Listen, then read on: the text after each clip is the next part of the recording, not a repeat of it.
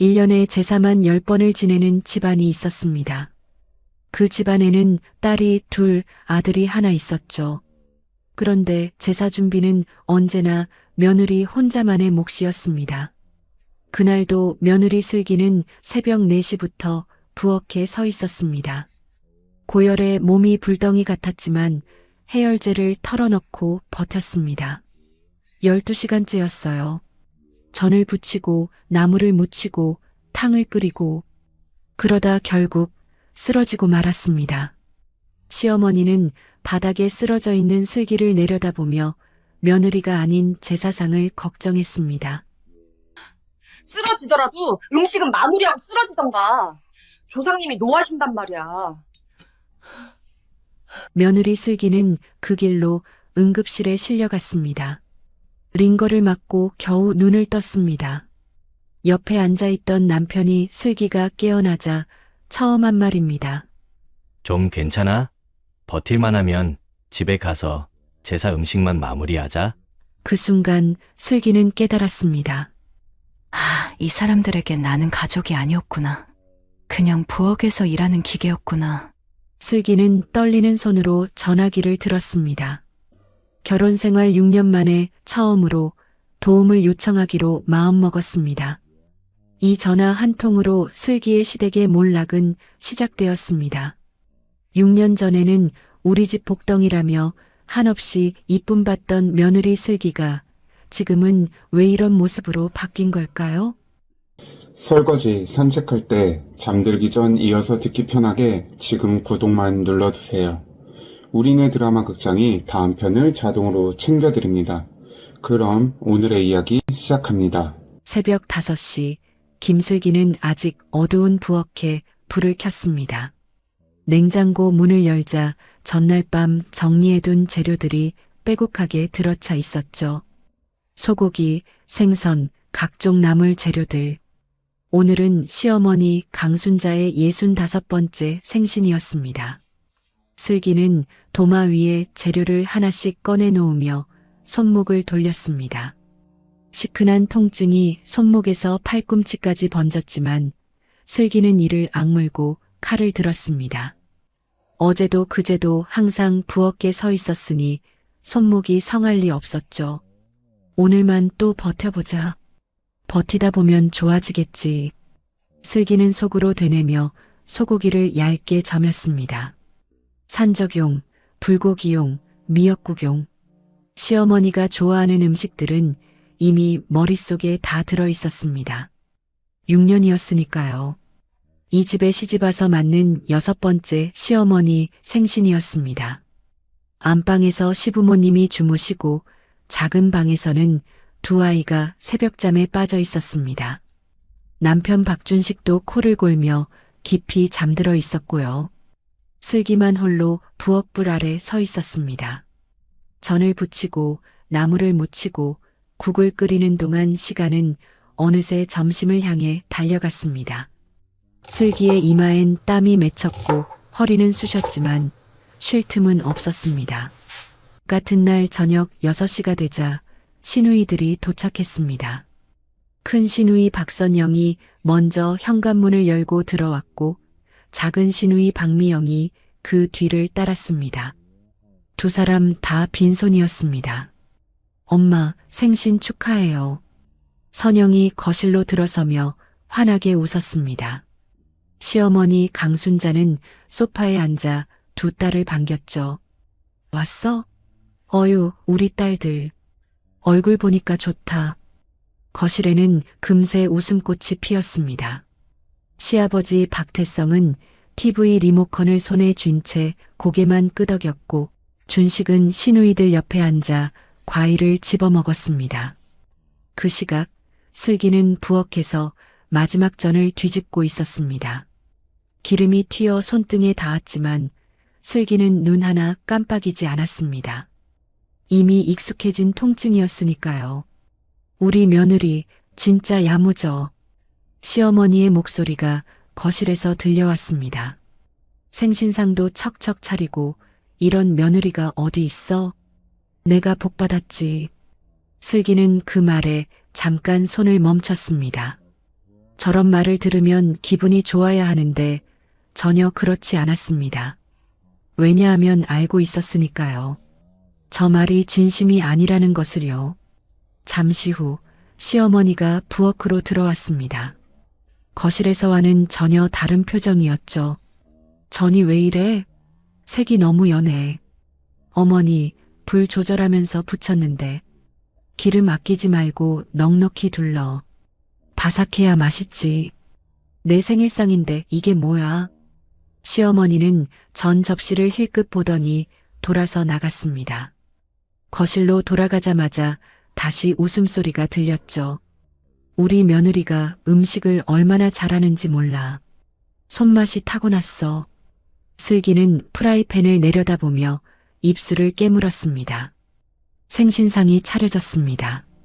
불고기, 갈비찜, 잡채, 전, 나물 5가지, 미역국까지. 슬기가 새벽부터 준비한 음식들이 식탁 위에 빼곡히 놓였습니다. 와, 올케 진짜 대단하네. 선영이 젓가락으로 전을 집어 한 입 베어 물었습니다. 그러더니 미간을 살짝 찌푸렸죠. 근데 간이 좀 싱겁다? 올케, 이거 다시 해봐. 슬기는 멈칫했습니다. 언니 그건, 언니라고 하지 말랬잖아. 집에서는 형님이지. 선영이 웃으며 말했지만 눈은 웃지 않았습니다. 옆에 있던 미영이 낄낄거리며 거들었죠. 맞아. 올케 회사에선 뭐 우리 상사라고 해도 집안에선 우리가 윗사람이야. 알지? 그 말에 준식이 난처한 표정을 지었지만 입을 열진 않았습니다. 시아버지는 TV만 보고 있었고 시어머니는 모른 척 젓가락질을 했습니다. 슬기는 조용히 고개를 숙였습니다. 네. 죄송해요, 형님. 됐어. 먹자, 먹어. 미영이 손을 내저으며 불고기를 입에 넣었습니다. 슬기는 자리에 앉았지만 젓가락이 움직이지 않았습니다. 목구멍이 막힌 것 같았죠. 슬기야. 준식이 슬쩍 슬기 옆으로 몸을 기울였습니다. 엄마 기분 맞춰줘. 오늘 엄마 생신이잖아. 하루만 참아. 하루만. 그 말을 들을 때마다 슬기는 생각했습니다. 대체 그 하루가 몇 번째인지. 결혼하고 6년 그 하루들이 쌓여서 2000일이 넘었습니다. 생일 파티와 저녁 식사가 끝났습니다. 시댁 식구들은 거실 소파에 모여 앉아 TV를 보며 웃고 떠들었습니다. 과일이 나오고 케이크가 나오고 생일 축하 노래가 울려 퍼졌죠. 부엌에서는 슬기가 홀로 설거지를 하고 있었습니다. 그릇을 씻고 프라이팬을 닦고 가스레인지 기름때를 걷어내는 동안 거실에서는 웃음소리가 끊이지 않았습니다. 시누이들이 먼저 자리에서 일어났습니다. 엄마, 우리 먼저 갈게. 애들 봐야 해서. 그래. 조심해서 가. 선영과 미영이 나가고 시부모님도 안방으로 들어갔습니다. 준식은 소파에 누워 휴대폰을 보다가 잠이 들었죠. 슬기는 마지막 접시를 닫고 행주로 싱크대를 훔쳤습니다. 시계를 보니 밤 11시였습니다. 새벽 5시부터 시작한 하루가 이제야 끝나려 하고 있었죠. 슬기는 물기 묻은 손을 앞치마에 닦으며 거실을 바라봤습니다. 소파에 누운 남편, 닫힌 안방문, 그리고 어지럽게 널린 과일 껍질들. 작은 방에서 아이들이 자고 있을 거라는 생각이 들었습니다. 하루 종일 엄마 없이 둘이서 놀았을 두 아이. 슬기는 부엌불을 끄며 중얼거렸습니다. 사실 결혼 초엔 이러지 않았습니다. 그때는 달랐습니다. 시어머니는 슬기 손을 잡고 우리 복덩이 며느리라고 했고 시누이들도 좋은 올케 만났다며 반겨줬었죠. 준식은 당신 덕분에 우리 가족이 다시 살았어라며 고마워했습니다. 그때는 정말로 저를 예뻐해준다고 믿었습니다. 그 믿음이 언제부터 흔들렸는지 슬기는 정확히 기억나지 않았습니다. 다만 지금은 알 수 있었죠. 저 사람들이 예뻐한 건 자신이 아니라 자신의 뒤에 있는 무언가였다는 것을. 슬기는 꺼진 부엌에 서서 한참을 멍하니 있었습니다.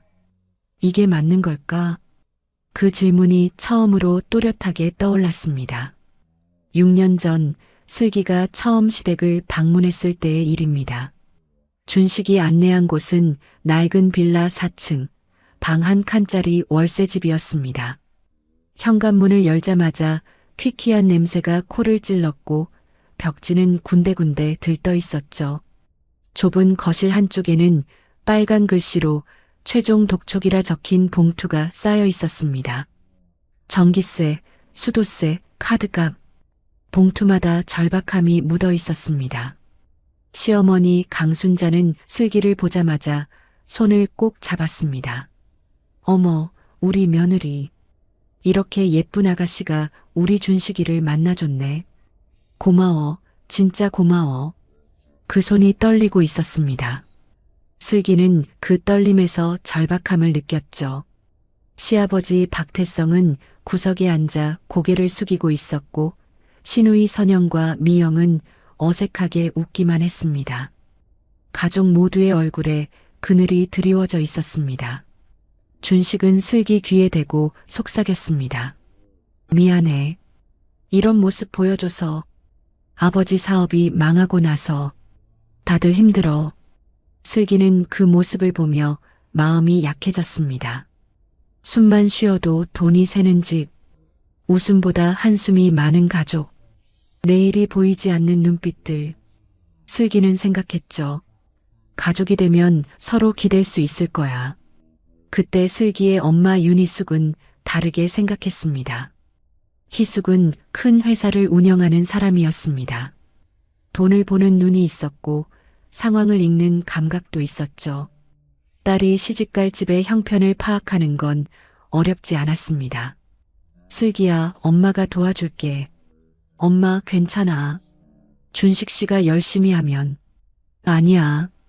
시댁 식구들이 편해져야 너가 편해지고 너가 편해져야 결혼 생활이 편해지는 거야. 엄마가 사업하면서 배운 게 있어. 기반이 불안하면 뭘 해도 흔들려. 다만 너가 편해지지 않는다면 언제든 엄마에게 말해줘. 희숙은 그렇게 시댁에 손을 내밀었습니다. 먼저 일자리였습니다. 준식과 두 시누이 선영, 미영에게 희숙의 회사에서 자리를 마련해줬죠. 대단한 직책은 아니었지만 매달 꼬박꼬박 월급이 나오는 안정적인 자리였습니다. 시댁 식구들은 처음엔 감사해했죠. 사돈어른, 이렇게까지 해주시면 저희가 뭘로 갚습니까? 시어머니가 희숙의 손을 잡고 울먹였던 게 엊그제 같았습니다. 다음은 집이었습니다. 슬기와 준식이 결혼하고 시부모를 모시게 됐을 때 희숙은 넓은 아파트를 구해줬습니다. 살기 좋고 교통 편한 곳으로요. 애들 키우기 편한 곳에서 살아라. 명의는 엄마 앞으로 해둘게. 시누이들 집도 마찬가지였습니다. 선영이 사는 집, 미영이 사는 집 모두 희숙 명의였죠. 월세는 한 푼도 받지 않았습니다. 시부모님 생활비도 희숙이 챙겼습니다. 시어머니와 시아버지가 들고 다니는 카드는 희숙이 만들어준 것이었죠. 매달 300만 원 한도였습니다. 희숙은 이 모든 걸 딸을 위해 했습니다. 딸이 시댁에서 눈치 보지 않고 구박받지 않고 떳떳하게 살기를 바랐으니까요. 친정이 든든하면 시댁에서 함부로 못할 거라고 생각했습니다. 처음 1년은 괜찮았습니다. 시댁 식구들은 희숙에게 고마워했고 슬기에게도 잘해줬죠. 시어머니는 우리 복덩이 며느리라며 슬기 손을 잡았고 시누이들도 좋은 올케 만났다며 반겼습니다.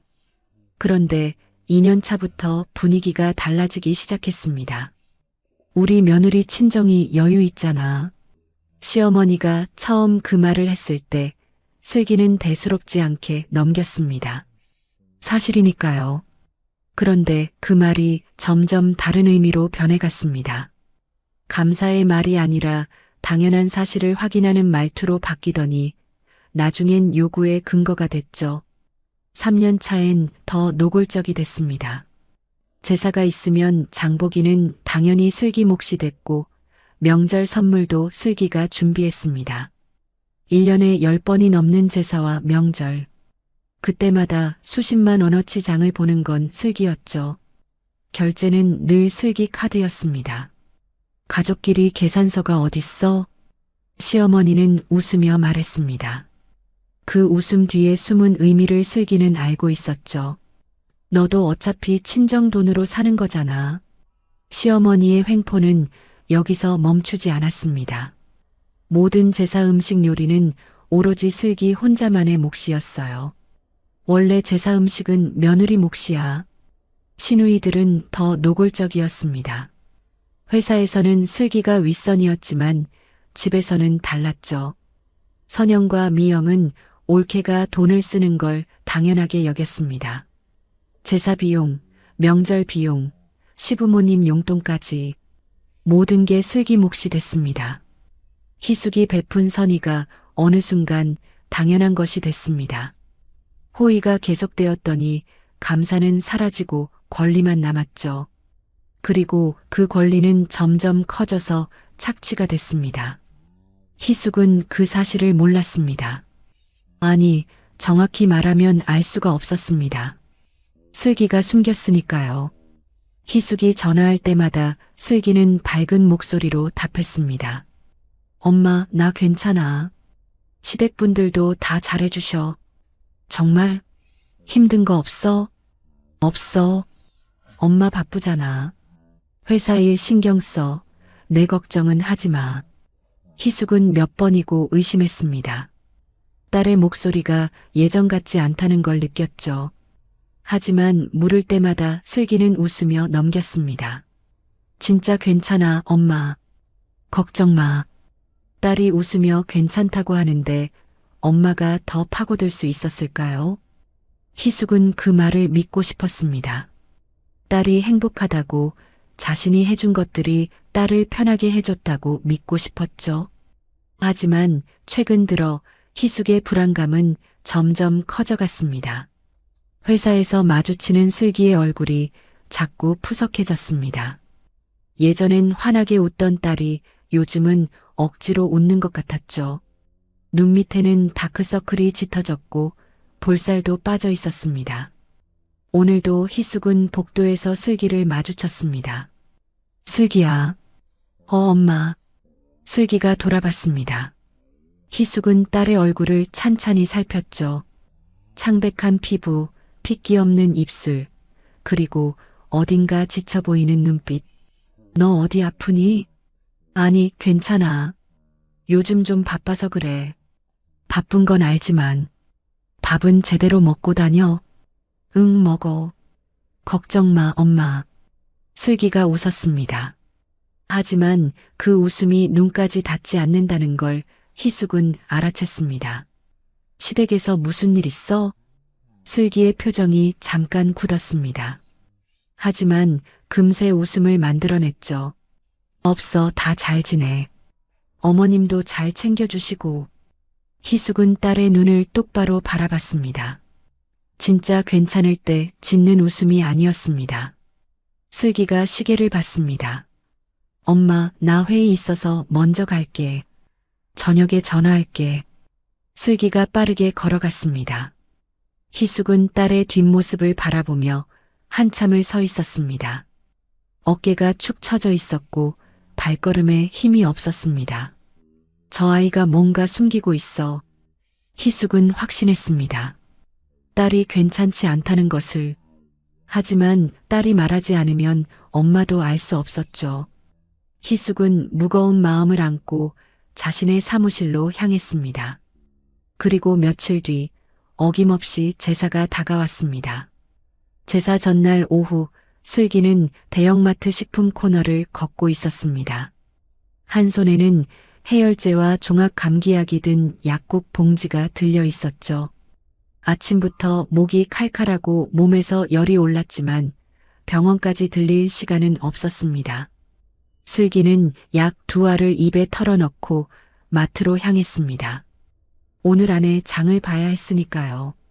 마트 안 에어컨 바람이 차갑게 느껴졌습니다. 평소 같으면 시원했을 텐데 오늘은 한기가 뼛속까지 스며드는 것 같았죠. 슬기는 얇은 가디건을 여미며 카트를 밀었습니다. 카트에는 이미 재료들이 쌓여가고 있었습니다. 소고기, 돼지고기, 생선, 두부, 각종 나물 재료들. 슬기는 메모장을 보며 하나씩 체크했죠. 시어머니가 보내준 목록이었습니다. 28가지. 빠뜨리면 안 되는 것들이었습니다. 정육 코너에서 소고기를 고르는데 다리가 휘청했습니다. 슬기는 얼른 진열대를 붙잡았죠.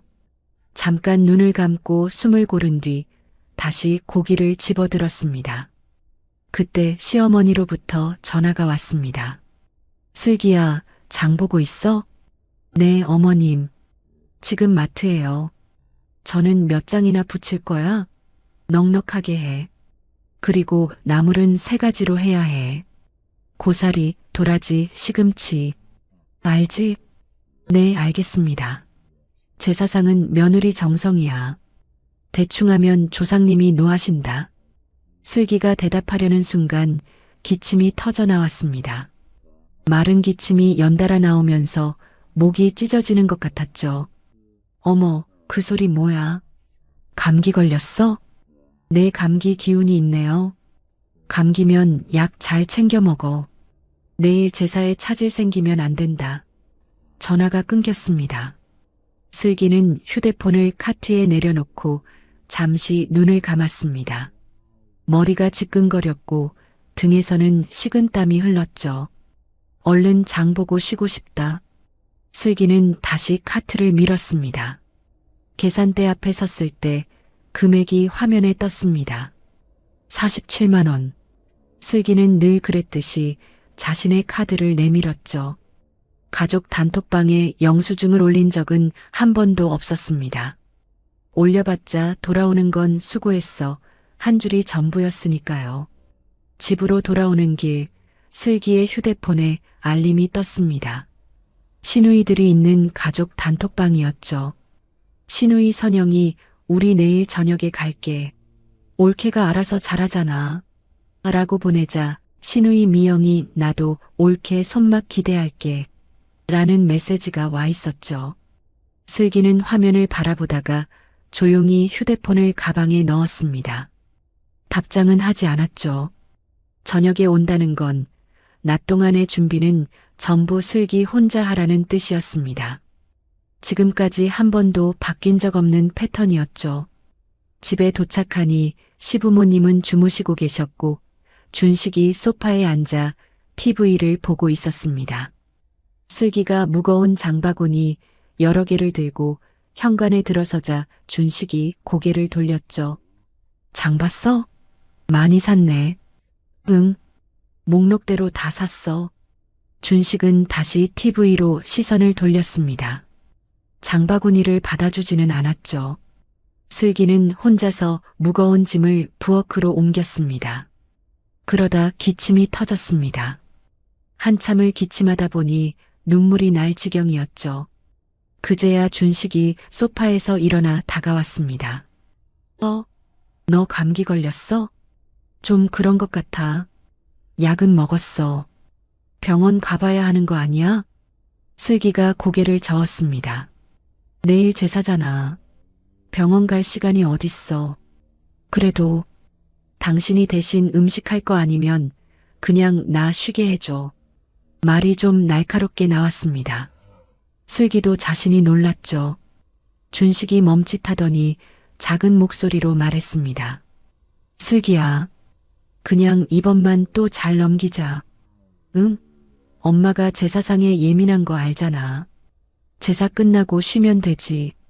이번만. 슬기는 그 말을 들으며 준식의 얼굴을 바라봤습니다.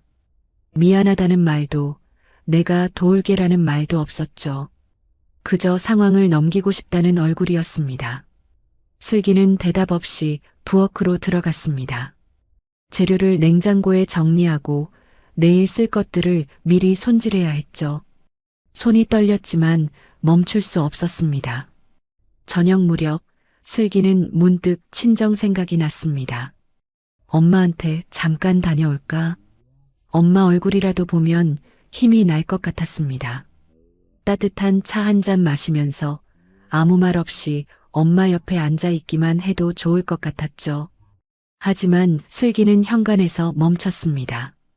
시어머니의 목소리가 머릿속에서 울렸습니다. 제사 앞두고 어딜 가?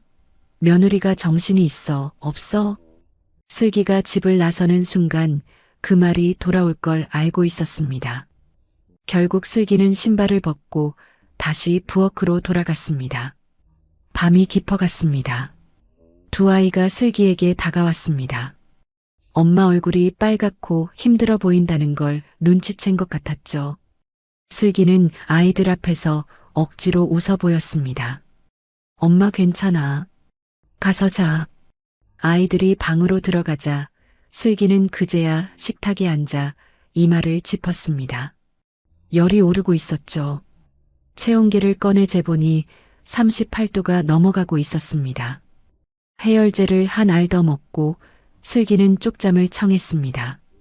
하지만 얼마 지나지 않아 일어났어요. 오늘 제사 준비를 해야 하니까요. 슬기는 앞치마를 두르고 도마 앞에 섰습니다. 전을 부쳐야 했죠. 동태전, 호박전, 육전, 버섯전. 종류만 4가지였고 양은 시댁 식구 전원이 먹고도 남을 만큼이었습니다. 프라이팬에 기름을 두르고 반죽을 올렸습니다. 지글거리는 소리가 고요한 새벽을 깨웠죠. 손끝이 떨렸습니다. 열 때문인지 피로 때문인지 알 수 없었습니다. 뒤집개를 쥔 손에 힘이 들어가지 않았죠. 전을 뒤집다가 반죽이 찢어졌습니다. 슬기는 찢어진 전을 접시 한쪽에 올려두고 새로 반죽을 올렸습니다. 모양이 안 예쁜 건 나중에 자기가 먹으면 됐습니다. 1시간이 지나고 2시간이 지났습니다. 전 접시가 하나둘 쌓여갔고 슬기의 얼굴에는 땀과 기름기가 뒤섞였죠. 열이 오르는 건지 부엌이 더운 건지 구분이 안 됐습니다. 집안은 여전히 고요했습니다. 안방에서 시부모님이 주무시고 작은 방에서 아이들이 자고 준식도 깊이 잠들어 있었죠. 부엌에서 지글거리는 기름 소리만 새벽 공기를 채웠습니다. 아무도 일어나지 않았습니다. 슬기는 문득 손을 멈추고 싱크대에 기댔습니다. 다리에 힘이 풀리는 것 같았죠. 눈앞이 살짝 흐려졌습니다. 너무 힘들다. 슬기가 중얼거렸습니다. 차라리 쓰러졌으면 좋겠다. 그 말이 부엌 안에서 작게 울렸습니다. 대답하는 사람은 없었죠. 슬기는 다시 뒤집개를 들었습니다. 전을 뒤집어야 했으니까요. 제사 당일 저녁 거실에서 웃음소리가 터져나왔습니다. 시누이들과 그 가족들이 도착한 건 해가 기울기 시작할 무렵이었죠. 손에 든 건 고작 과일 한 박스. 선영이 현관에 들어서며 말했습니다. 옳게, 우리 왔어. 뭐 도와줄 거 있어? 도와준다는 말이 무색하게 선영은 곧장 거실 소파에 앉았습니다. 미영도 마찬가지였죠. 두 사람의 남편들은 TV 앞에 자리를 잡고 맥주캔을 땄습니다. 시아버지도 안방에서 나와 TV 앞에 앉았고요. 이거 괜찮네. 안주 좋다. 거실에서는 웃고 떠드는 소리가 끊이지 않았습니다. 부엌은 달랐습니다. 슬기는 새벽부터 부엌에 서 있었습니다. 전을 부치고 나물을 무치고 탕을 끓이고 적을 꿰고 12시간이 넘도록 발이 땅에 붙어 있었죠. 손목은 부어올랐고 허리는 끊어질 것 같았습니다. 손가락 사이사이에는 기름이 튀어 화상 자국이 붉게 올라와 있었고요. 무엇보다 열이 내리지 않았습니다. 해열제를 2번이나 더 먹었지만 소용없었죠. 머리가 지끈거렸고 속이 울렁거렸습니다. 하지만 멈출 수 없었습니다. 멈추면 제사상이 차려지지 않았으니까요. 그리고 그녀를 감시하는 누군가가 있었으니까요. 시어머니 강순자가 부엌 입구 의자에 앉아 있었습니다. 팔짱을 끼고 슬기의 손놀림을 지켜보는 눈빛이 날카로웠죠. 기름 아끼지 말고 넉넉히 둘러. 전이 바삭해야지. 네, 어머님. 색이 왜 저래? 불 조절 좀 해. 조상님 상에 올릴 건데. 지금 우리가 이렇게 화목하게 사는 게 다 조상님 덕이야. 슬기는 대답 대신 고개만 끄덕였습니다. 말할 힘도 아까웠죠. 선영이 부엌으로 들어왔습니다. 전 접시를 힐끗 보더니 하나를 집어 입에 넣었죠. 우물우물 씹다가 미간을 찌푸렸습니다. 간이 좀 싱거운데? 옳게, 이거 다시 해야겠다. 슬기의 손이 멈췄습니다. 새벽부터 부친 전이 접시 4개 분량이었죠. 그걸 다시 하라고. 형님, 간은 제가 맞춰서. 아니, 싱거워. 내 입맛이 틀렸겠어? 미영이 따라 들어오며 웃었습니다. 언니 말이 맞아. 전이 좀 눅눅한 것 같기도 하고. 옳게, 오늘 컨디션 별로야? 그 말에 시어머니가 한마디 얹었습니다. 그러게. 아까부터 얼굴이 왜 저래? 화장이라도 좀 하지. 슬기는 입술을 깨물었습니다. 새벽 4시부터 서 있었다는 말은 목구멍에서 나오지 않았죠. 나오면 뭐가 달라지겠습니까? 거실에서 또 웃음소리가 터졌습니다. 시누이들 남편이 TV를 보며 깔깔대는 소리였죠. 슬기는 그 소리를 들으며 묵묵히 전을 뒤집었습니다. 선영이 부엌 의자에 앉더니 다리를 꼬았습니다. 아, 옳게. 생각난 김에 말인데. 슬기가 고개를 돌렸습니다. 선영의 눈이 반짝였죠. 우리 월급 좀 올려달라고 해봐. 회장님 딸인데 그 정도는 해줄 수 있잖아. 슬기의 손이 멈췄습니다. 형님, 그건 제가 할 수 있는 일이. 에이, 뭘 그래. 한마디만 하면 되잖아. 승진은 싫고 돈만 좀 올려줘. 미영이 낄낄거리며 거들었습니다. 맞아. 옳게 회장 어머니 덕 좀 보자. 우리도 가족이잖아. 가족끼리 그 정도도 못해줘? 슬기는 아무 말도 하지 않았습니다. 할 수 없었죠. 턱끝까지 하고 싶은 말이 차올랐지만 슬기는 그걸 삼켰습니다. 다만 표정이 굳어지는 건 숨길 수 없었습니다. 선영이 그 표정을 봤습니다. 입꼬리가 살짝 올라갔죠. 먹잇감을 발견한 눈빛이었습니다. 왜? 기분 나빠? 슬기는 대답하지 않았습니다. 대답하면 무슨 말이 튀어나올지 자신도 몰랐죠. 옳게, 솔직히 말할게. 선영이 의자에서 일어나 슬기 쪽으로 다가왔습니다. 목소리가 낮아졌죠. 속삭이듯 하지만 또렷하게. 회사에선 너가 우리 상사지. 인정해. 근데 여기는 달라. 여기선 우리가 윗사람이야. 시누이잖아. 알지? 그 말이 부엌 안에 울렸습니다. 슬기는 선영을 바라봤습니다. 눈이 마주쳤죠. 선영은 피하지 않았습니다. 오히려 웃음을 띠고 있었습니다. 미영이 옆에서 거들었습니다. 언니 말이 맞아. 옳게, 우리가 회사에서 너한테 깍듯이 하는 거 진짜 스트레스거든. 그러니까 여기서라도 좀 풀어야지. 이해해줘. 이해해줘. 그 말이 슬기의 귀에 꽂혔습니다. 착취를 이해해달라고. 모욕을 이해해달라고. 형님. 응? 저 지금 열이 39도예요. 슬기의 목소리가 떨렸습니다. 새벽 4시부터 여기 서 있었어요. 점심도 못 먹었고요. 전을 다시 부치라고 하시면 저 진짜 쓰러질 것 같아요. 부엌이 잠깐 조용해졌습니다. 시어머니가 입을 열었습니다. 열이 나면 약을 먹어야지. 왜 미리 말을 안 해? 슬기는 시어머니를 바라봤습니다. 말을 하면 달라지는 게 있었던가요? 어머님 말씀드렸잖아요. 어제 마트에서 전화로. 그건 그렇다 치고 지금 중요한 건 제사야. 조상님 모시는 날인데 며느리가 징징대면 되겠어? 끝나고 내일 쉬면 되잖아. 선영이 어깨를 으쓱했습니다. 그러게. 옳게. 좀만 참아. 제사 끝나고 쉬면 되잖아. 미영도 맞장구 쳤죠. 맞아. 우리도 피곤한데 참고 온 거야. 옳게만 힘든 거 아니야. 우리라고 여기까지 오는 게 안 힘들겠어? 슬기는 웃음이 나올 뻔했습니다. 저녁에 와서 소파에 앉아있던 사람들이 피곤하다고. 그때 준식이 부엌으로 들어왔습니다. 슬기는 남편을 봤죠. 지금 이 상황을 봤을 거라고 생각했습니다. 여보, 나 좀.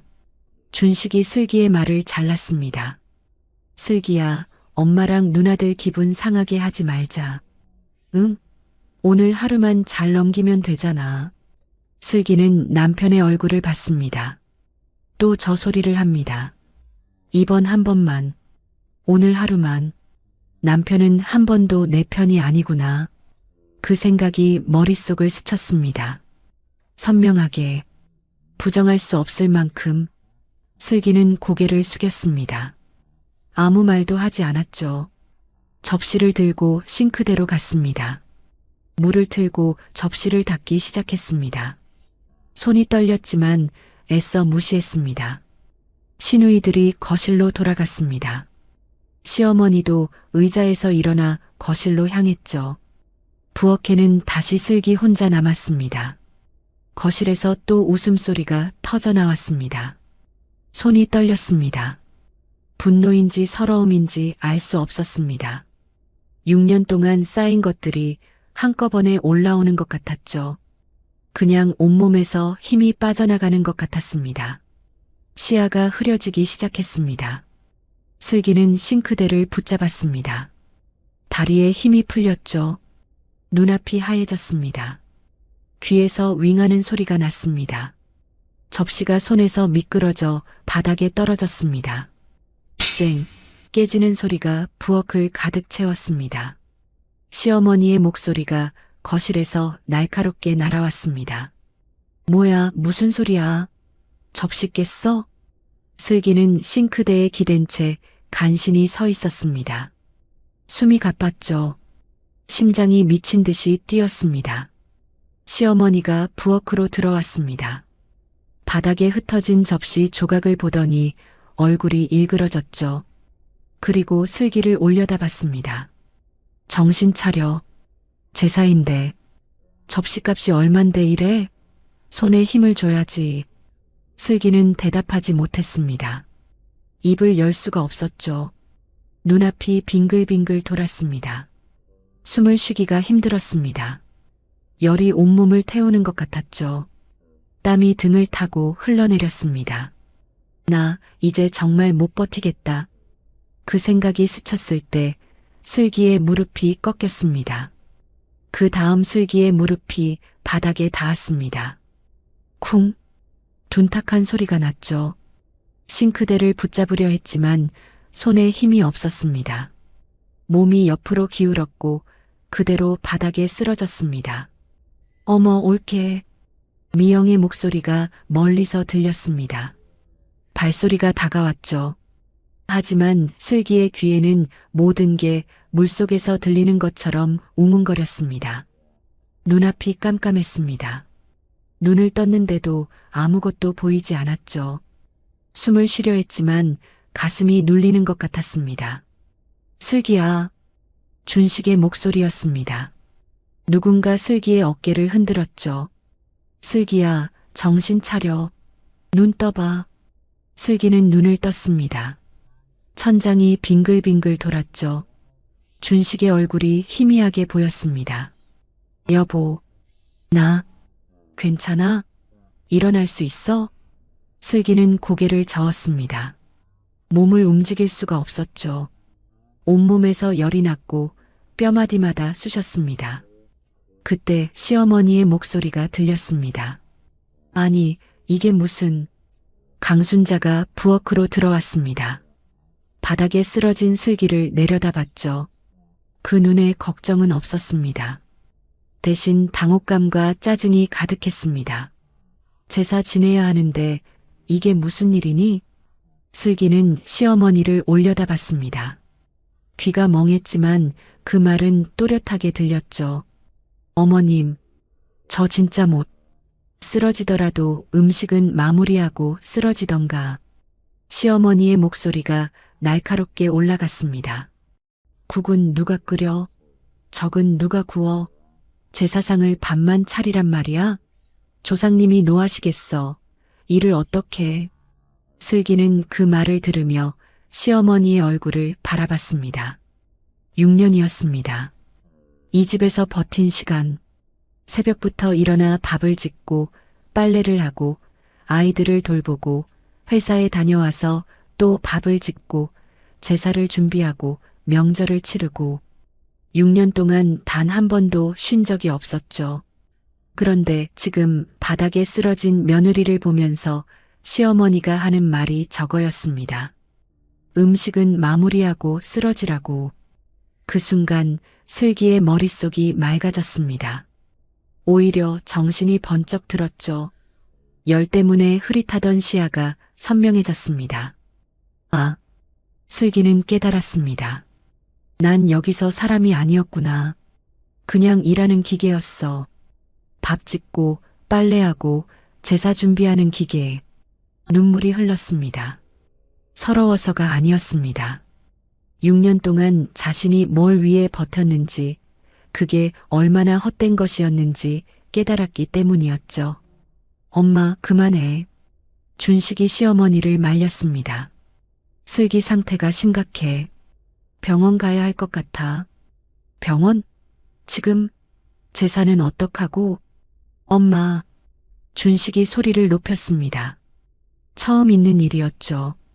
시어머니가 멈칫했습니다. 일단 슬기부터 병원 데려갈게.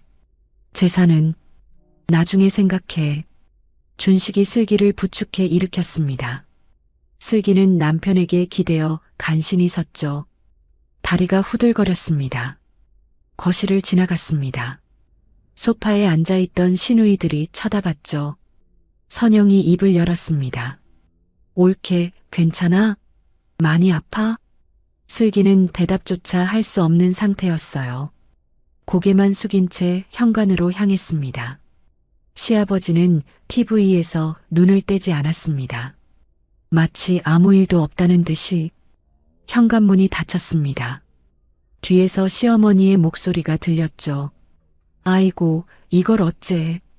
국은 내가 끓여야겠네. 미영아, 너 적 좀 구워라. 네, 저요? 저 그런 거 못하는데. 문이 닫히고 그 소리들이 끊겼습니다. 차 안에서 슬기는 눈을 감았습니다. 준식이 운전하면서 말했죠. 조금만 참아. 응급실 금방이야. 슬기는 대답하지 않았습니다. 응급실에 도착했습니다. 슬기는 휠체어에 실려 들어갔죠. 의료진이 바쁘게 움직였습니다. 체온 40.2도, 탈수 증상, 과로, 보호자분, 언제부터 이러셨어요? 간호사가 준식에게 물었습니다. 어제부터 열이 있었는데, 약 먹고 버텼어요. 왜 병원에 안 데려오셨어요? 39도만 넘어도 바로 오셔야죠. 어떻게 40도가 넘을 때까지 두신 거예요? 준식이 대답을 못했습니다. 슬기는 링거를 맞고 침대에 누웠습니다. 해열제가 들어가자 조금씩 열이 내렸죠. 눈앞이 선명해지기 시작했습니다. 얼마나 지났을까? 준식이 슬기 옆에 앉아 있었습니다. 좀 어때? 나아졌어? 슬기가 고개를 돌려 남편을 봤습니다. 응, 조금. 다행이다. 준식이 안도의 한숨을 쉬었습니다. 그런데 그 다음 말이 슬기의 가슴에 못을 박았죠. 좀 나아지면 우리 집에 가야 해. 제사 아직 안 끝났거든. 슬기는 남편을 바라봤습니다. 눈이 마주쳤죠. 뭐라고? 아니, 그게 엄마가 계속 전화와서. 준식이 휴대폰을 보여줬습니다. 부재중 전화 7통. 전부 시어머니였죠. 엄마가 혼자 국 끓이고 있는데 힘들대. 그리고 너 없으면 제사상 제대로 못 차린다고. 슬기는 천장을 바라봤습니다. 그러니까 지금 아내가 응급실에 실려왔는데 링거를 맞고 누워 있는데 이 남자가 하는 말이 제사 준비하러 돌아가자고. 슬기야, 미안한데 엄마가 제사 어떡하냐고 계속 오늘 하루만 버텨보자. 그래서? 슬기가 물었습니다. 목소리가 낮았죠. 그래서 나보고 어떡하라고? 아니, 그게 나 지금 40도 넘는 열이 났어. 탈수 왔어. 쓰러졌어. 근데 당신이 지금 나한테 하는 말이 그거야? 준식이 입을 다물었습니다. 6년이야. 슬기의 목소리가 떨렸습니다. 6년 동안 나 혼자 다 했어.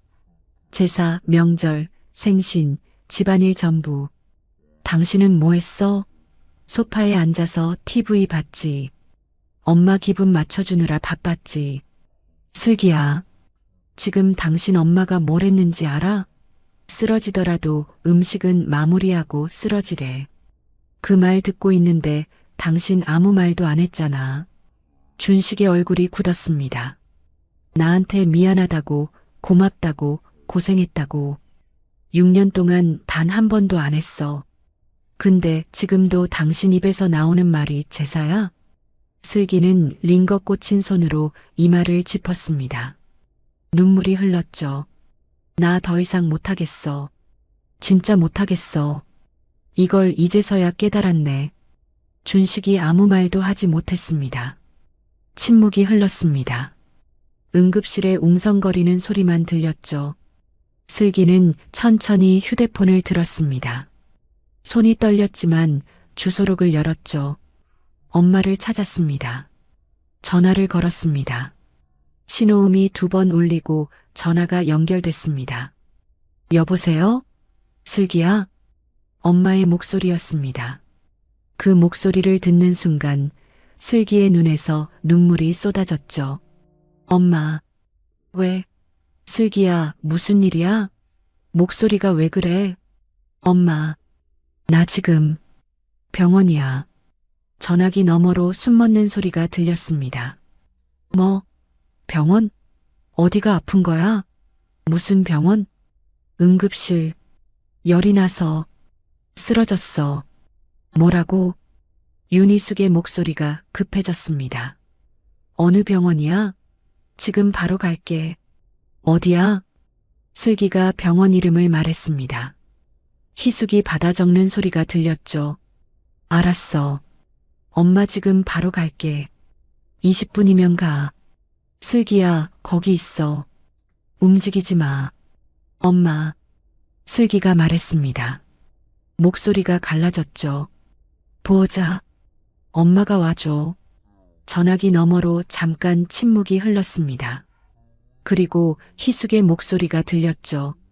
낮지만 단단한 목소리였습니다. 슬기야, 엄마가 갈게. 금방 갈게. 아무 걱정하지 마. 전화가 끊겼습니다. 슬기는 휴대폰을 가슴에 품고 눈을 감았습니다. 눈물이 멈추지 않았죠. 준식이 옆에서 말했습니다. 슬기야, 장모님 오시는 거야? 슬기는 대답하지 않았습니다. 6년 만이었습니다. 처음으로 슬기가 엄마에게 도움을 청한 게 괜찮아라고 말하지 않기로 했습니다. 더 이상 혼자 버티지 않기로 했습니다. 이제 정말 끝내야 할 것 같았습니다. 얼마 지나지 않아 응급실 복도에 발소리가 울렸습니다. 검은 정장을 입은 여자가 빠르게 걸어오고 있었죠. 단정하게 올린 머리, 흐트러짐 없는 옷매무새. 그러나 눈빛은 차갑게 빛났습니다. 윤희숙이었습니다. 희숙은 빠른 걸음으로 복도를 지났습니다. 응급실 데스크에 있던 간호사가 고개를 들었습니다. 그러다 멈칫했죠. 눈을 몇 번 깜빡이더니 옆에 동료를 슬쩍 건드렸습니다. 저분 혹시... 간호사가 조심스럽게 다가왔습니다. 실례지만 혹시 대성그룹 윤희숙 회장님 맞으세요? 희숙은 걸음을 멈추지 않았습니다. 고개만 살짝 끄덕였죠. 김슬기 환자 어디 있습니까? 아, 네. 응급처치실 3번입니다. 안내해 드릴까요? 됐습니다. 희숙은 안내판을 보고 곧장 걸어갔습니다. 간호사들이 수군거리는 소리가 뒤에서 들렸죠. 대성그룹 회장님이 왜 여기? 환자가 딸인가 봐. 희숙은 신경 쓰지 않았습니다. 지금 그녀의 머릿속에는 딸에 대한 생각, 오직 한 가지만 있었죠. 응급처치실 3번 앞에 도착했습니다. 커튼을 젖히자 침대에 누운 슬기가 보였습니다. 창백한 얼굴, 링거를 맞은 손, 감은 눈, 희숙의 심장이 쿵 내려앉았습니다. 슬기야, 목소리가 떨렸습니다. 아까까지의 차가운 눈빛이 순식간에 녹아내렸죠. 슬기가 눈을 떴습니다. 엄마를 보자 눈물이 흘렀습니다. 엄마. 희숙이 침대 옆으로 다가갔습니다. 떨리는 손으로 딸의 이마를 짚었죠. 뜨거웠습니다. 열이 아직 안 내렸구나. 의사는 뭐래? 얼마나 아팠어? 그때 구석에 서 있던 준식이 다가왔습니다. 어머님 오셨어요. 희숙이 천천히 고개를 돌렸습니다. 준식을 바라보는 눈이 달라졌죠. 딸을 볼 때의 그 따뜻함은 온데간데 없었습니다. 너가 보호자지? 네. 그런데 왜 내 딸이 이 꼴이야? 준식이 움찔했습니다. 그게 제사가 있어서. 슬기가 무리를 좀. 제사? 희숙의 목소리가 낮아졌습니다. 지금 내 딸이 응급실에 누워 있는데 슬기가 스스로 무리해서 이랬다는 거야? 아니, 그게 아니라 제사가 슬기보다 중요하다는 말이니? 짧고 단단한 말이었습니다. 준식의 얼굴이 굳었죠. 그런 뜻이 아니라 저도 당황해서. 그때 준식의 휴대폰이 울렸습니다. 메시지 알림이었죠. 준식이 반사적으로 화면을 봤습니다. 희숙의 눈이 그 화면을 포착했습니다. 엄마 상은? 지금 어디야? 제사 망치지 마. 빨리 와. 희숙은 그 메시지를 똑똑히 읽었습니다. 눈이 가늘어졌죠. 뭐라고? 희숙이 준식에게 손을 내밀었습니다. 휴대폰 줘봐. 어머님, 이건 줘. 낮지만 거부할 수 없는 목소리였습니다. 수십 년간 대기업을 이끌어온 사람의 목소리. 준식이 움찔하며 휴대폰을 건넸죠. 희숙은 메시지를 다시 읽었습니다. 그리고 위로 스크롤했죠. 이전 메시지들이 줄줄이 나왔습니다. 슬기 어디 갔어? 국 누가 끓여? 빨리 데리고 와. 제사 망치게 생겼어. 걔 진짜 약한 척은. 열 좀 나면 어때서? 약 먹고 하면 되지. 희숙의 손가락이 멈췄습니다. 약한 척이라고. 40도가 넘는 열이 나는데 약한 척이라고. 스크롤을 더 올렸습니다. 제사상 반밖에 못 차렸어. 조상님한테 뭐라고 해. 준씨가 빨리 와. 슬기도 데리고. 걔 없으면 제사를 어떻게 지내. 일 안 하고 몸만 축내네. 희숙의 눈이 점점 차가워졌습니다. 마지막 메시지를 읽는 순간 손가락이 미세하게 떨렸죠. 분노였습니다. 일 안 하고 몸만 축낸다고? 쓰러질 때까지 일한 애한테? 희숙은 휴대폰을 준식에게 돌려줬습니다. 그리고 천천히 그를 바라봤죠. 너 이거 보면서 여기 앉아 있었어? 어머님, 저도 슬기 걱정돼서. 걱정됐으면 왜 병원에 더 빨리 안 데려왔어? 왜 40도가 넘도록 내버려뒀어? 준식이 입을 다물었습니다. 내 딸이 쓰러졌는데 너희 엄마가 보낸 메시지가 저거야. 제사 망치지 마. 데리고 와. 사람이 응급실에 있는데? 희숙의 목소리는 높아지지 않았습니다. 오히려 낮고 차분했죠. 그게 더 무서웠습니다. 그리고 너는 아까 슬기한테 다시 제사 지내러 가자고 했다며? 준식의 얼굴이 하얗게 질렸습니다. 어머님, 그건 변명은 됐어. 희숙이 손을 들어 준식의 말을 끊었습니다. 너희 집안이 어떤 집안인지 오늘 확실히 알았다. 6년 동안 몰랐던 내 잘못이야. 희숙은 침대로 돌아가 슬기의 손을 잡았습니다. 딸을 보는 눈이 다시 부드러워졌죠. 슬기야, 잠깐 엄마 나갔다 올게. 금방 올게. 엄마, 걱정 마. 아무 데도 안 가. 전화 한 통만 하고 올게. 희숙은 병실 밖으로 나갔습니다. 복도 끝으로 걸어가며 휴대폰을 꺼냈죠. 박 실장님, 희숙이 전화를 걸었습니다. 네, 회장님. 슬기 시댁 전부 정리해요. 네, 오늘부터 시작해요. 카드 정지, 무상 거주 종료, 회사 인사 조치, 전부. 박 실장이 잠시 침묵했습니다. 그리고 낮은 목소리로 물었죠. 범위가 어디까지입니까? 시댁 전원, 시부모, 시누이 둘, 그 남편들까지. 우리 회사와 연관된 모든 혜택 끊어요. 알겠습니다. 내일 오전까지 정리해서 보고 드리겠습니다. 내일 저녁에 제가 직접 갑니다. 그 집으로. 회장님이 직접요? 네. 끝내야 할 게 있어요. 전화가 끊겼습니다. 희숙은 잠시 복도 창밖을 바라봤습니다. 밤이 깊어가고 있었죠. 병원 주차장의 가로등 불빛이 희미하게 보였습니다. 딸이 6년 동안 혼자 버텨온 시간. 그 시간 동안 자신은 뭘 했을까? 괜찮다는 딸의 말을 믿고 자기 일에 바빴다. 딸이 무너지고 있는 걸 몰랐다. 아니, 알면서도 믿고 싶지 않았던 건지도 모른다. 희숙의 손이 떨렸습니다. 분노 때문이었죠. 딸의 시댁에 대한 분노. 그리고 자기 자신에 대한 분노. 시댁에 집을 주고 일자리를 주고 생활비를 줬다. 딸이 편하라고. 그런데 그 모든 게 뭐가 됐나? 딸을 더 착취하는 도구가 됐다. 친정이 여유 있으니까라는 말로 딸에게 모든 짐을 떠넘기는 핑계가 됐다. 내가 준 것들이 슬기를 더 힘들게 했어. 희숙은 이를 악물었습니다. 늦었지만 이제라도. 희숙은 주먹을 쥐었습니다. 그리고 돌아서서 병실로 향했습니다. 슬기가 눈을 뜨고 있었습니다. 희숙이 다가가자 슬기가 물었죠. 엄마, 어디 갔다 왔어? 전화 좀 했어. 희숙은 침대 옆 의자에 앉았습니다. 슬기의 손을 잡았죠. 따뜻하게. 슬기야. 응. 이제는 엄마가 지켜줄게. 슬기가 엄마를 바라봤습니다. 뭘? 다. 엄마가 다 할게.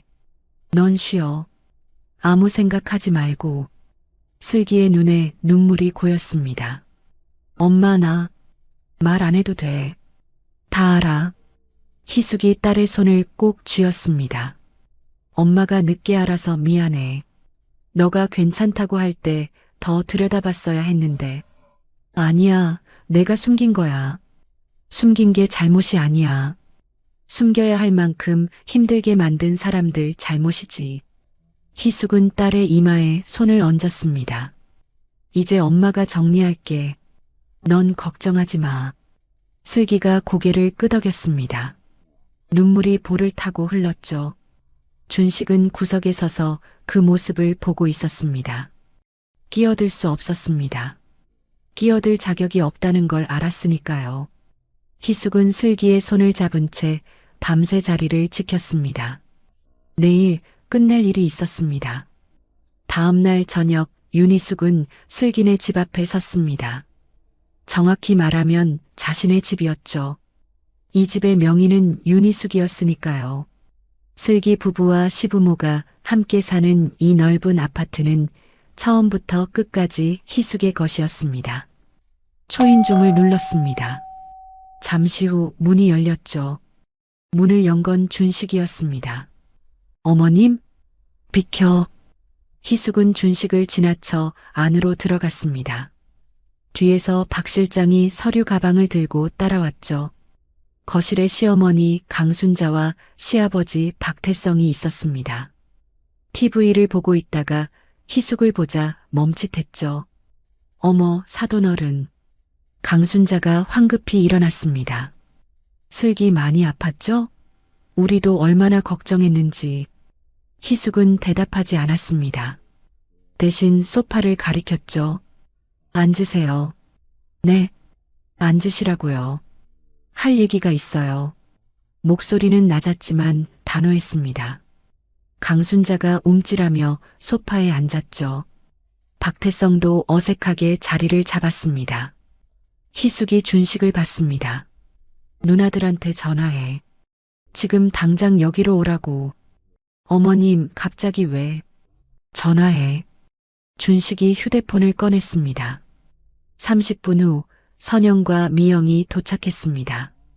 무슨 일인가 싶어 불안한 얼굴이었죠. 거실에 시댁 식구들이 모두 모였습니다. 희숙은 그들 앞에 섰습니다. 박 실장은 옆에서 서류를 정리하고 있었죠. 강순자가 먼저 입을 열었습니다. 눈에 눈물이 그렁그렁했죠. 사돈어른, 우린 정말 슬기를 사랑했어요. 진심으로. 제가 좀 서운하게 한 게 있다면 사과할게요. 정말 미안해요. 희숙은 강순자를 바라봤습니다. 사랑했다고요? 네, 우리 며느리 정말 예뻤어요. 제가 그동안 부족했나 봐요. 그럼 왜요? 희숙의 목소리가 차가워졌습니다. 사랑했으면 왜 쓰러진 날 제사부터 물었죠? 강순자의 입이 멈췄습니다. 쓰러지더라도 음식은 마무리하고 쓰러지라고. 그게 사랑이에요? 아니 사람이 할 말이에요? 그건 제가 너무 당황했으면 병원부터 가자고 해야지. 제사상 걱정을 왜 해요? 강순자가 말문이 막혔습니다. 희숙이 박 실장을 봤습니다. 박 실장. 박 실장이 서류를 펼쳤습니다. 테이블 위에 종이들이 하나둘 놓였죠. 깔끔하게 정리된 서류들이었습니다. 이건 뭐? 선영이 서류를 힐끗 봤습니다. 불안한 눈빛이었죠. 희숙이 첫 번째 서류를 가리켰습니다. 이 집 등기부등본이에요. 명의가 누구죠? 서류에는 윤희숙이라는 이름이 선명하게 적혀 있었습니다. 그리고 이건 선영 씨가 사는 집, 미영 씨가 사는 집, 둘 다 내 명의예요. 월세 한 푼 안 받았죠. 6년 동안. 다들 잘 알고 계시죠? 선영과 미영의 얼굴이 굳었습니다. 서로 눈을 마주쳤죠. 희숙이 다음 서류를 펼쳤습니다. 이건 카드 사용 내역이에요. 사돈 두 분께 줬던 제 카드죠. 매달 300만 원 한도 항상 꽉 채워 쓰셨더라고요. 6년이면 얼마예요? 박 실장이 대답했습니다. 2억 1,600만 원입니다. 정확히. 강순자의 얼굴이 창백해졌습니다. 박태성은 고개를 숙인 채 아무 말도 하지 않았죠. 거실이 조용해졌습니다. 숫자의 무게가 공기를 짓눌렀습니다. 희숙이 말을 이었습니다. 일자리도 마찬가지예요. 준식 씨, 선영 씨, 미영 씨, 셋 다 제 회사에서 일하고 있죠. 누가 연결해줬는지 기억나세요? 아무도 대답하지 않았습니다. 내가 다 해줬어요. 희숙의 목소리는 여전히 낮았습니다. 소리를 지르지 않았죠. 오히려 그게 더 무서웠습니다. 집도 주고 생활비도 주고 일자리도 주고. 왜 그랬는지 아세요? 슬기가 편하라고. 슬기가 시댁에서 눈치 안 보고 당당하게 살라고. 그리고 우리 슬기 새로운 가족들 편하게 지내라고. 희숙이 강순자를 똑바로 바라봤습니다. 그런데 당신들은 뭘 했어요? 내가 준 걸 당연하게 받아먹으면서 슬기한테는 뭘 했어요? 강순자가 고개를 숙였습니다. 제사 10번이면 10번 다 슬기가 했어요. 장보기, 요리, 설거지 전부. 비용도 다 슬기 카드로 긁었죠. 가족끼리 계산이 어딨냐면서. 선영이 억울한 표정을 지었습니다. 그건 저희도 일이 있어서. 일? 무슨 일? 올케가 새벽부터 전 부치는 동안 당신들은 뭐 했어요? 저녁에 와서 소파에 앉아 있었잖아요. 선영이 입을 다물었습니다. 미영이 끼어들었습니다. 그래도 가족끼리 이러실 수 있어요? 우리가 뭘 그렇게 잘못했다고. 희숙이 미영을 봤습니다. 가족이면 왜 슬기만 이랬어요? 가족이면 왜 슬기만 참았어요? 가족이면 아픈 사람 병원 먼저 보내야지. 음식 마무리하고 쓰러지라는 게 가족이에요? 미영이 얼굴이 붉어졌습니다. 그럼 우리 보고 당장 나가라는 거예요? 희숙이 고개를 끄덕였습니다. 네. 단호한 대답이었습니다. 카드는 오늘부로 정지됩니다. 무상거주도 종료해요. 이 집도 선영 씨 집도 미영 씨 집도 한 달 안에 비워주세요. 뭐라고요? 선영이 벌떡 일어났습니다. 이건 너무하잖아요. 갑자기 나가라니 우리가 어디로 가요? 그건 당신들이 알아서 할 일이에요. 원래 당신들 제자리로 가는 것뿐이에요. 회장님, 회사도 마찬가지예요. 희숙이 말을 이었습니다. 능력으로 들어온 자리가 아니잖아요. 내가 연결해줘서 들어간 건데 이제 그 연결도 끊을 겁니다. 절차대로 정리할 거예요. 선영의 얼굴이 하얗게 질렸습니다. 미영도 마찬가지였죠. 잠깐요. 그러면 저희 생계는 어떡해요? 직장도 없고 집도 없으면. 슬기는 어땠는데요? 희숙이 차갑게 받아쳤습니다. 새벽부터 밤까지 일하고 월급은 이 집 생활비로 다 쓰고 몸이 망가지도록 혼자 버텼어요. 슬기 생계는 누가 걱정해줬어요? 미영이 입을 다물었습니다.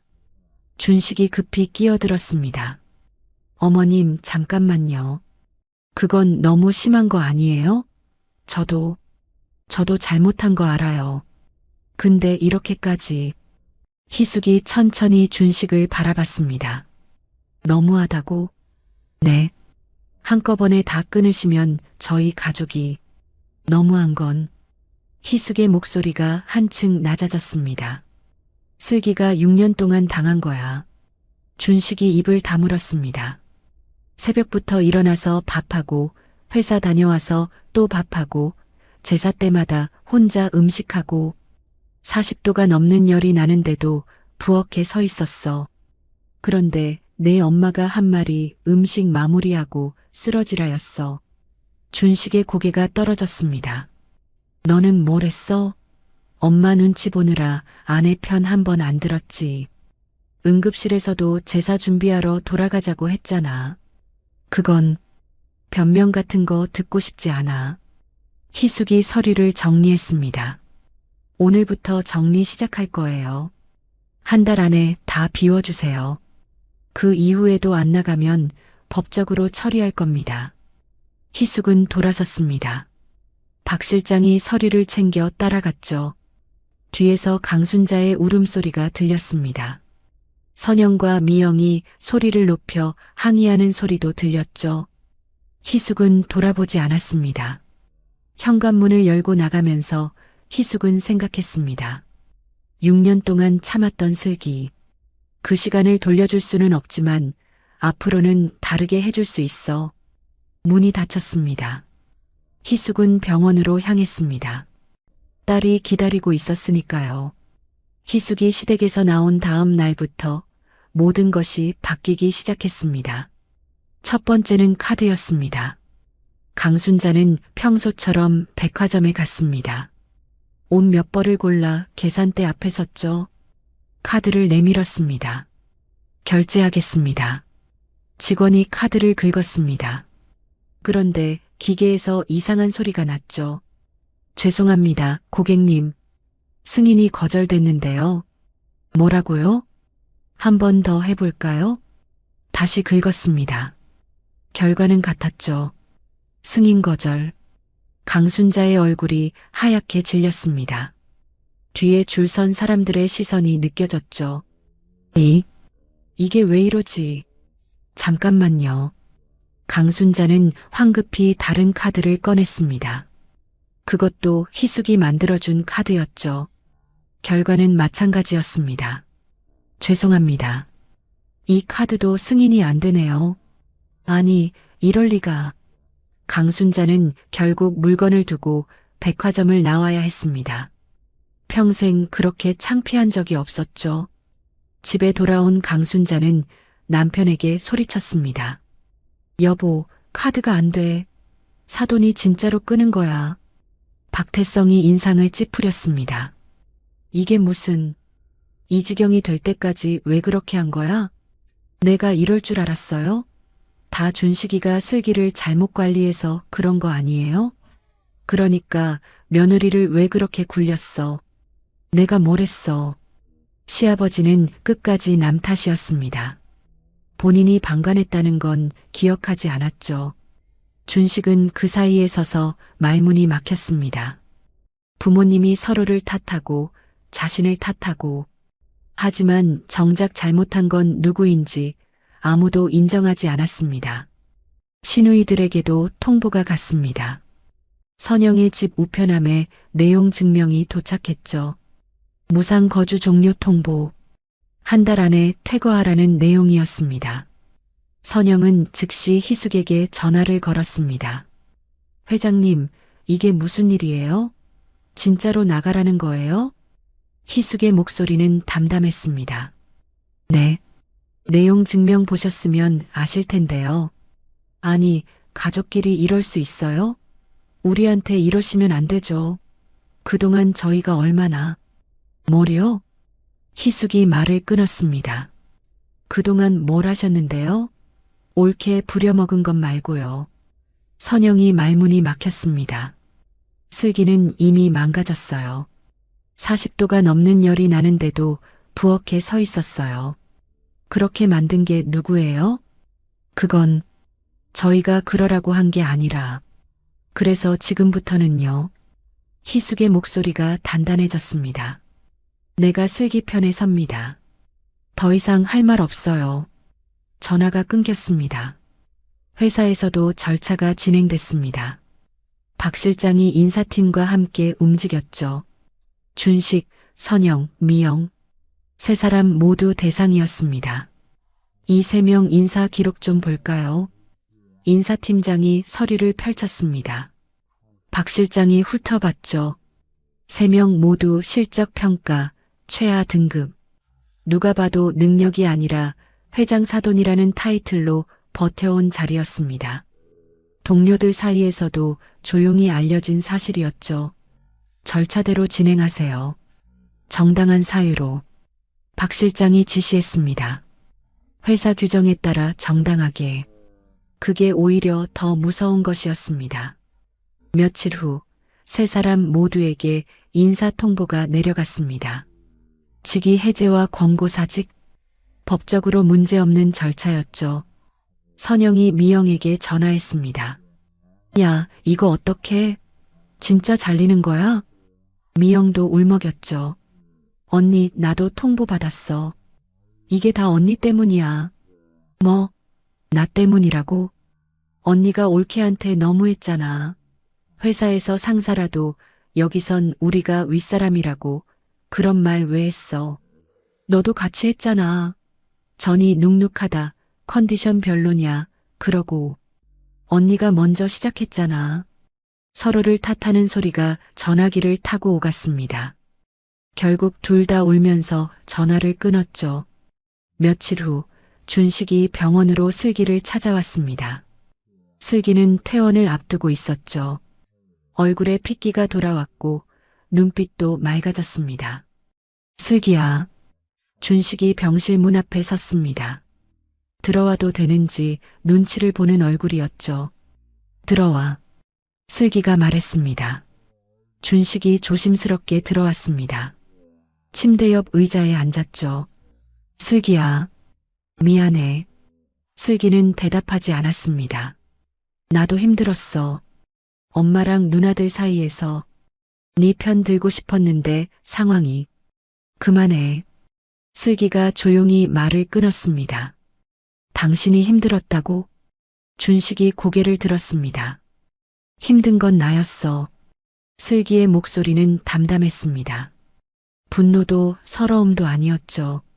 그냥 사실을 말하는 것이었습니다. 새벽부터 밥하고 회사 다녀와서 또 밥하고 제사 때마다 혼자 음식하고 당신은 뭐 했어? 소파에 앉아서 TV 봤지. 슬기야, 나 쓰러졌을 때 당신 엄마가 뭘 했는지 기억나? 음식 마무리하고 쓰러지라고 했어. 당신은 그 말 듣고 아무 말도 안 했잖아. 준식의 고개가 떨어졌습니다. 응급실에서도 당신이 한 말 기억나? 제사 준비하러 돌아가자. 그게 남편이 할 말이야? 그건 내가 잘못했어. 진짜 미안해. 미안하다고 해서 돌아갈 수 있는 게 아니야. 슬기가 창밖을 바라봤습니다. 당신은 6년 동안 단 한 번도 내 편이 아니었어. 한 번도. 준식이 아무 말도 하지 못했습니다. 이제 그만 끝내자. 슬기의 목소리는 흔들리지 않았습니다. 그날 저녁 시댁집 거실에서는 싸움이 벌어졌습니다. 이제 어디로 가? 집도 없고 직장도 없는데. 다 너가 며느리한테 잘못해서 그런 거야. 나만 잘못했어? 당신은 옆에서 뭐 했는데? 고함 소리가 아파트 복도까지 울렸죠. 그 시각 희숙은 병원에서 슬기와 함께 있었습니다. 엄마, 시댁에서 난리라며. 슬기가 물었습니다. 희숙이 고개를 끄덕였죠. 그래, 서로 싸우고 있나 봐. 끝까지 남 탓만 하는 사람들인 거지. 엄마는 한 번도 소리 안 지르셨다며. 그냥 서류만 보여주고. 희숙이 웃었습니다. 쓸쓸한 웃음이었죠. 소리 지를 필요가 없었어. 진실은 조용해도 무거우니까. 슬기가 엄마의 손을 잡았습니다. 고마워, 엄마. 희숙이 딸의 손을 꼭 쥐었습니다. 이제 시작이야. 앞으로 더 정리할 게 있어. 넌 쉬면서 지켜봐. 창밖으로 밤하늘이 보였습니다. 별이 몇 개 떠 있었죠. 6년간의 지옥 같은 시간이 끝나가고 있었습니다. 퇴원 후 일주일 슬기는 자녀들과 함께 친정에 머물고 있었습니다. 희숙이 마련해준 방은 햇살이 잘 드는 곳이었죠. 아침이면 창문으로 따스한 빛이 쏟아졌습니다. 슬기는 그 빛을 받으며 오랜만에 늦잠을 잤습니다. 새벽 4시에 일어나지 않아도 됐으니까요. 법적 절차는 희숙이 맡았습니다. 변호사와의 미팅, 서류 준비, 일정 조율. 모든 것이 물 흐르듯 진행됐죠. 가진 것을 빼앗는 게 아닌 단지 제자리로 돌리는 것이었으니까요. 엄마, 나도 가야 하지 않아? 슬기가 물었습니다. 희숙이 고개를 저었죠. 넌 몸부터 회복해. 법적인 건 엄마가 다 처리할게. 근데 변호사가 필요한 건 서류야. 걱정 마. 슬기는 엄마의 얼굴을 바라봤습니다. 피곤해 보였죠. 회사 일도 있을 텐데 딸 일까지 떠안고 있었습니다. 엄마, 내가 너무 큰일을 벌인 거 아닐까? 슬기의 목소리가 작아졌습니다. 시댁 사람들 직장도 잃고 집도 나가야 하고 다 나 때문인 것 같아서. 희숙이 딸 옆에 앉았습니다. 슬기야. 응. 그들은 제자리로 돌아갈 뿐인 거야. 그리고 큰일 만든 건 너가 아니야. 희숙의 목소리는 단단했습니다. 저 사람들이 자초한 거야. 6년 동안 너를 짓밟아 놓고 이제 와서 피해자인 척하는 거지. 죄책감 가질 거 하나도 없어. 슬기는 고개를 끄덕였습니다. 머리로는 알았죠. 하지만 마음이 따라오는 데는 시간이 필요했습니다. 며칠 후 준식에게서 연락이 왔습니다. 만나자고 했죠. 슬기는 잠시 망설이다가 응했습니다. 마지막으로 할 말이 있었으니까요. 카페에서 마주 앉았습니다. 준식의 얼굴에는 수염이 자라 있었고 눈 밑에 그림자가 졌습니다. 슬기야. 준식이 먼저 입을 열었죠. 미안해. 정말 미안해. 내가 그동안 잘못했어. 슬기는 커피잔을 내려다봤습니다. 나도 생각 많이 했어. 그래. 당신이 왜 그랬는지. 엄마 눈치 보느라, 누나들 눈치 보느라. 당신도 그 집에서 자란 사람이니까 그게 당연한 줄 알았겠지. 준식이 고개를 숙였습니다. 근데 말이야. 슬기가 준식을 똑바로 바라봤습니다. 나도 이제 깨달은 게 있어. 뭔데? 당신과 당신 가족들은 나를 가족으로 본 적이 없었어. 준식의 얼굴이 굳었습니다. 아니, 사람으로도 안 봤던 것 같아. 밥하고 청소하고 제사 준비하는 기계. 그게 나였지. 슬기야, 그건 응급실에서 당신이 뭐라고 했는지 기억나지? 제사 준비하러 돌아가자고 했잖아. 아내가 쓰러져서 링거 맞고 있는데 난 그 말이 잊혀지지가 않아. 준식이 입을 다물었습니다. 그때 알았어. 아, 이 사람한테 나는 아내가 아니구나. 그냥 편리한 존재였구나. 슬기가 일어섰습니다. 이혼 서류는 변호사 통해서 보낼게. 양육권은 내가 가져갈 거야. 잠깐, 슬기야. 더 할 말 없어. 안녕. 슬기는 카페를 나왔습니다. 뒤돌아보지 않았죠. 밖으로 나오자 바람이 불었습니다. 차갑지 않은 봄을 머금은 바람이었죠. 슬기는 깊게 숨을 들이쉬었습니다. 가슴이 후련했습니다. 이혼 절차는 생각보다 빠르게 진행됐습니다. 준식 측에서 양육권을 다투지 않았죠. 다툴 여력도 없었을 겁니다. 집도 잃고 직장도 잃고 부모님 뒷바라지하느라 정신이 없었을 테니까요. 2달 후 이혼이 확정됐습니다. 슬기는 아이들과 함께 새 출발을 했습니다. 희숙이 마련해준 아파트에서 셋이서 살기 시작했죠. 아이들은 처음엔 어리둥절해했습니다. 아빠는 왜 안 오는지, 할머니, 할아버지는 왜 안 보이는지. 하지만 슬기가 매일 곁에 있어주자 조금씩 안정을 찾아갔습니다. 아이들이 제잘거리는 소리, 그게 슬기에겐 가장 큰 위로였죠. 회사에도 복귀했습니다. 슬기는 원래 자리로 돌아갔죠. 이번엔 달랐습니다. 회장 딸이라는 시선이 아니라 자신의 실력으로 증명해야 했습니다. 프로젝트를 맡았습니다. 밤새 기획서를 썼죠.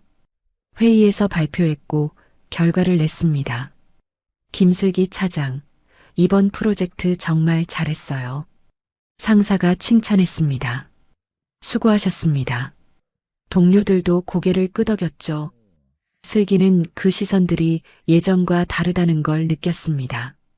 회장 딸이 아니라 일 잘하는 동료로 보는 눈빛. 그게 슬기를 웃게 만들었습니다. 어느 저녁 슬기는 베란다에 서서 밖을 바라봤습니다. 아이들은 방에서 그림을 그리고 있었죠. 조용하고 평화로운 저녁이었습니다. 슬기는 깊게 숨을 내쉬었습니다. 나 이제 좀 살 것 같아.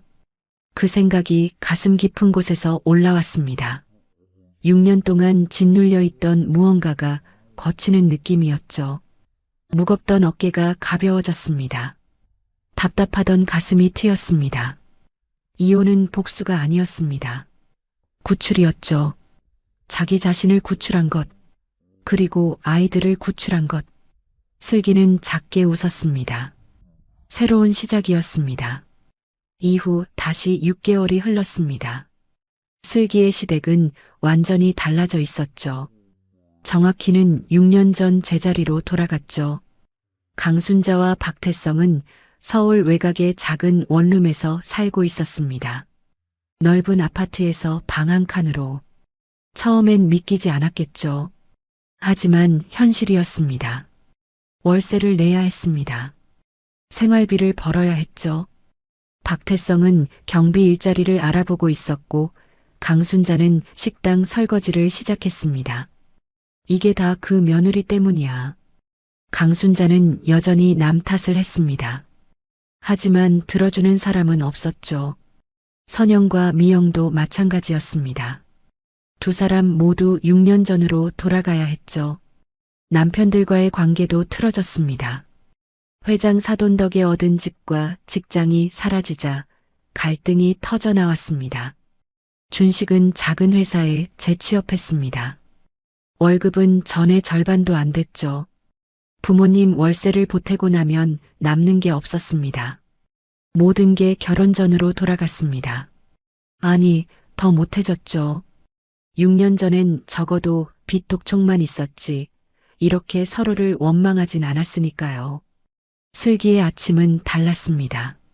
새벽 4시가 아니라 7시에 눈을 떴죠. 알람 소리에 천천히 일어났습니다.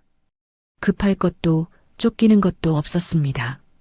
부엌에 불을 켰습니다. 혼자였죠. 하지만 외롭지 않았습니다. 이 불은 누군가를 위해 억지로 켜는 불이 아니었으니까요.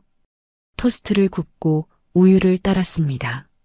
아이들이 일어나 식탁에 앉았죠. 엄마, 오늘 학교에서 발표해요. 그래, 잘할 수 있겠어? 당연하죠. 아이들의 얼굴에 웃음이 돌아와 있었습니다.